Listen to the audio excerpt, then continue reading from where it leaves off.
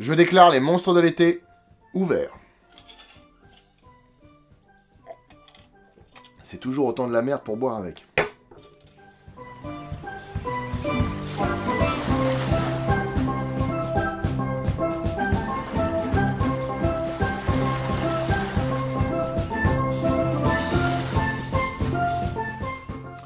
Bon, cette année, on va avoir du lourd. Parce que, mine de rien, d'une année sur l'autre, on a de plus en plus d'épisodes. Hein. Je rappelle que la première année, il n'y en avait que 4. L'année dernière, il y en a eu 11. Et il y a bien des chances que cette année, il y en ait 12. Je vais quand même commencer rapidement l'épisode parce que, mine de rien, on a du boulot. Alors, ce qui est quand même incroyable en 8 ans de travail sur des films de monstres, c'est qu'on se rend compte que les scénaristes ne sont jamais à court d'imagination pour nous inventer de nouveaux monstres. Et je peux vous assurer que vous êtes vraiment pas prêts pour ceux dont on va parler aujourd'hui. Feast, alors ça veut dire festin en anglais, parce que je vous vois venir. Feast est un film d'horreur états-unien sorti le 22 septembre 2006 aux États-Unis et directement en DVD chez nous, réalisé par John Gallagher, qui a réalisé entre autres Feast 2 et 3 et Piranha 3DD. Grosse carrière. Si on oublie le fait que l'ouverture du film se fait sur un accident de voiture, l'histoire démarre comme celle d'un RPG classique, où on nous présente tous les personnages d'un bar perdu au milieu de nulle part. Il y a d'abord Bozo, un parfait trou du cul. Tu prends combien pour la nuit, grand-mère? T'auras pas cette chance. Harley Mom, une bikeuse qu'il faut pas faire chier, manifestement. Hot Wheels, un petit gars en fauteuil. Coach, rien à voir avec lui. Grand-mère, qui a un signe distinctif plutôt original. Jason, qui a rien de spécial. Beer Guy, à qui je promets pas une belle mort. J'étais mannequin avant, pour JCPenney Sportswear. C'est une de mes poses de mannequin. Barman. Tuffy, une serveuse désabusée qui demande à son fils Cody d'écouter de la musique pendant qu'elle est en réunion avec son boss, qui a l'air d'être un mec absolument adorable. Hey, je vais pas faire ça tout seul, chérie. Viens! Oh, quelle horreur. En plus, je suis sûr que ça existe. Enfin, c'est même pas sûr, c'est obligé que ça existe. Il y a Vétéran, qui est un vétéran, et Onipai, qui pense que Coach est un mec bien.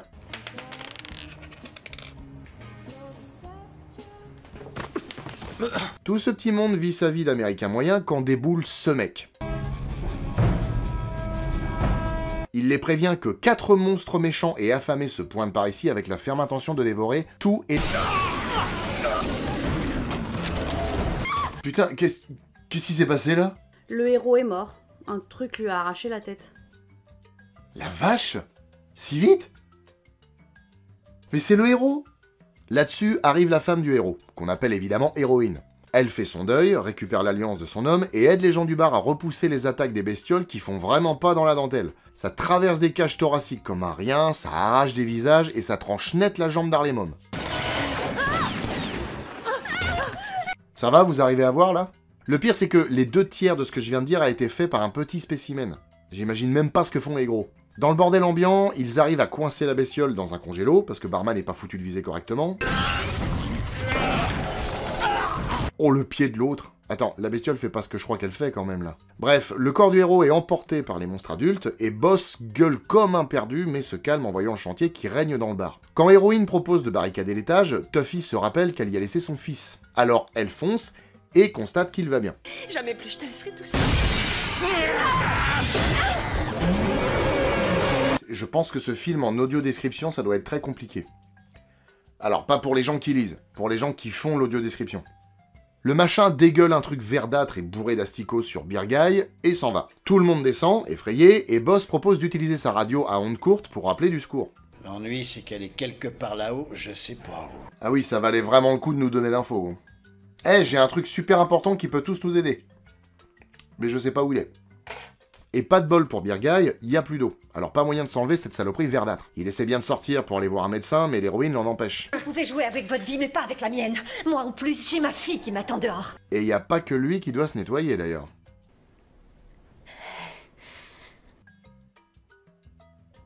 Mais t'as vraiment un trouble de l'attention, c'est pas possible. Non mais ça va, je trouve que le sang fait vachement vrai. Attends, j'ai quand même le droit de trouver le film bien roulé, bien fait. Bon, trêve de blabla. Il jette les corps dans la cave et barricade le bar. À ce moment-là, le petit vilain se réveille dans le congélo et se prend un chargeur dans le pif. Là, il est calmé. Vachement résistant quand même, hein. Comme la perspective de les tuer semble difficilement envisageable, Coach a une idée. Nous ne devons pas les combattre, mais les effrayer. Il me faut un bâton.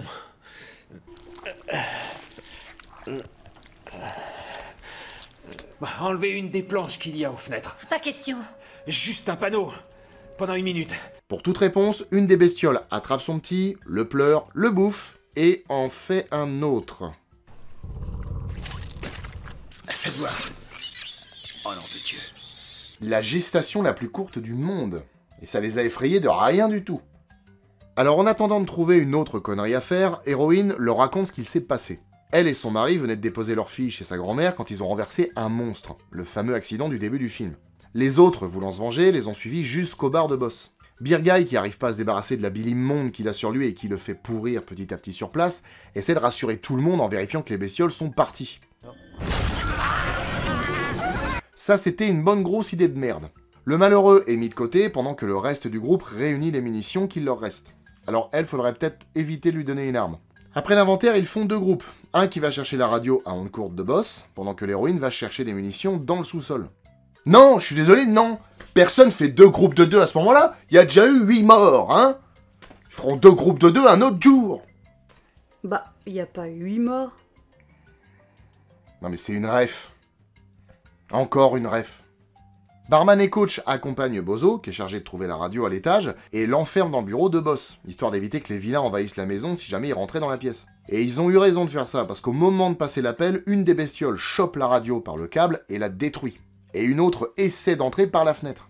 Cette saleté de clé s'est cassée dedans. Aidez-moi, mon Dieu. Ah ouais, elle lui arrache carrément la boucle d'oreille pour crocheter la serrure. Heureusement qu'il avait pas un prince Albert. Elle réussit à ouvrir la porte au moment où une bestiole se jette sur Bozo, et à ce moment-là... Qu'est-ce que c'est que ça? Ok. Premier sgeg de monstre de l'histoire de la chaîne. Ça s'arrose. Donc, il lui coupe le sgeg, vous avez bien entendu, qui dévale les escaliers et finit en purée sous la semelle de Bozo. Bon appétit. S'ensuit une attaque massive contre les murs du bâtiment qui tiennent encore, mais pas pour longtemps. Alors c'est le moment de faire marcher votre matière grise, les mecs. On pourrait tous sortir, courir vers nos voitures, chacun partant dans une direction différente. Qu'est-ce que vous pensez? Il soupirait en bas. Ouais, qu'on pourrait tous s'enfuir par là. Non seulement il est foutu, mais en plus il est con. L'idée est partiellement retenue. Hot Wheels propose de faire une diversion avec le cadavre d'Harley Mom, alors il la sangle sur une table à roulettes et la blinde d'explosifs fabriqués maison par l'homme de fer. Et en prime, il fait même un cocktail Molotov. Le but de la diversion est de laisser le temps à Héroïne, Coach et Onipai de rejoindre le camion. Ah putain, mais elle est pas morte, Harley Mom. Je te jure qu'elle est morte. C'est pas très Charlie, ça, hein. Bah, on remarque qu'ils ont pas le temps de réfléchir à ce qu'ils doivent faire, hein, parce qu'il y a une bestiole qui arrive et qui l'entraîne dehors. Ok, tu l'as? C'est bon. Il est quand même pas en train de faire ce que je pense qu'il fait, là.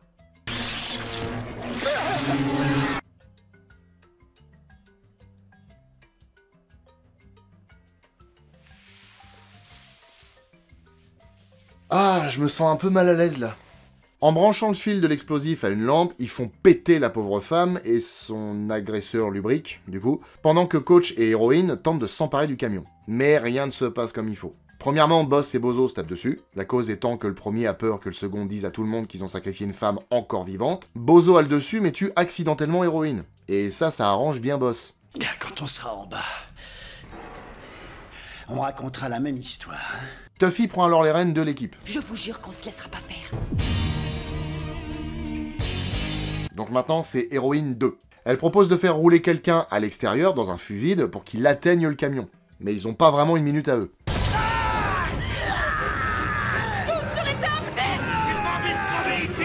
Ah, pive la coach qui revient.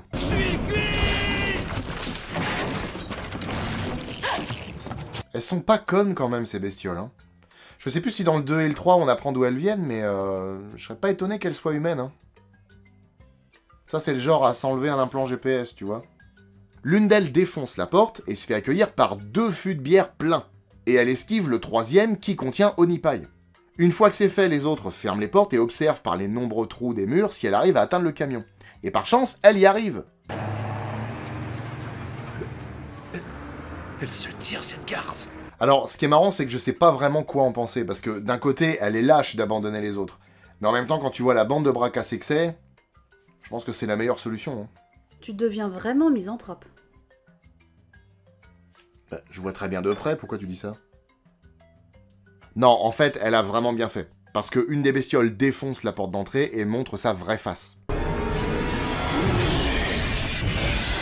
Qu'on voit à peine. Bref. Une autre essaye de rentrer par le plancher, et faute de passage, elle essaye de choper Hot Wheels qui est coincé sous un meuble. Mais tout est plus simple avec un piège à loup. Barman se tabasse pas trop mal avec la bestiole. Ah mais oui, putain, il est encore là, lui. Dis donc, il a échappé à la mort de peu, hein. Quoique, pour lui, ce serait peut-être une libération.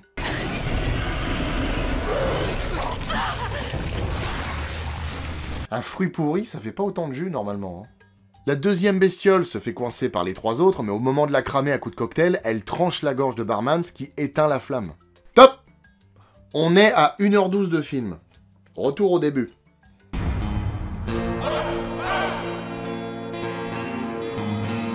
Ça arrive exactement à 4 minutes 36. 70 minutes plus tard, ça fait 1h14.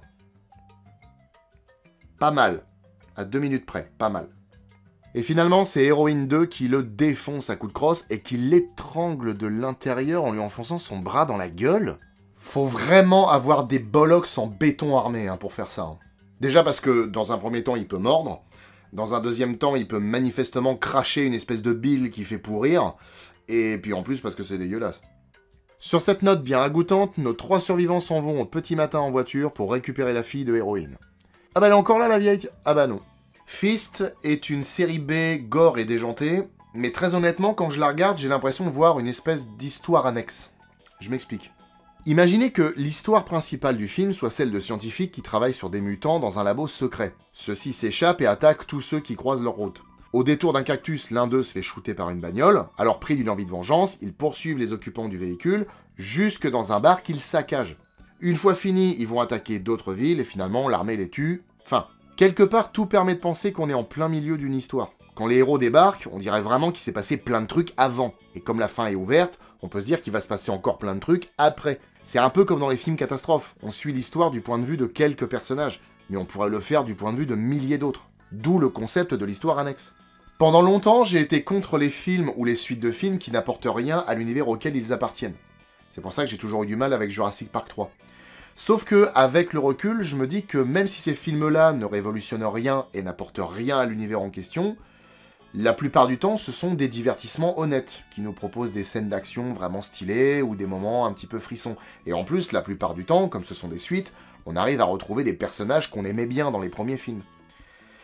Du coup, avec le recul, j'aime bien Jurassic Park 3.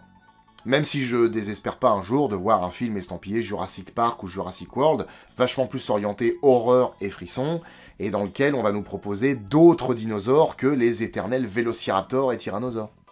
Le film a été produit dans le cadre de l'émission de télé-réalité Project Greenlight, qui avait pour but de révéler de nouveaux talents dans le domaine du cinéma, en collaboration avec la société de production Miramax. Fist était le projet gagnant de la 3e saison de ce programme. Le réalisateur, John Gallagher, a été choisi pour mener à bien ce projet, et il a pu bénéficier de l'appui de créateurs chevronnés d'Hollywood, notamment Matt Damon, Ben Affleck, Wes Craven, et de bons spécialistes des effets spéciaux comme Gary Tunnicliffe. Bon, par contre, le film a été produit par les frères Weinstein. Alors, à l'époque, c'était pas grave.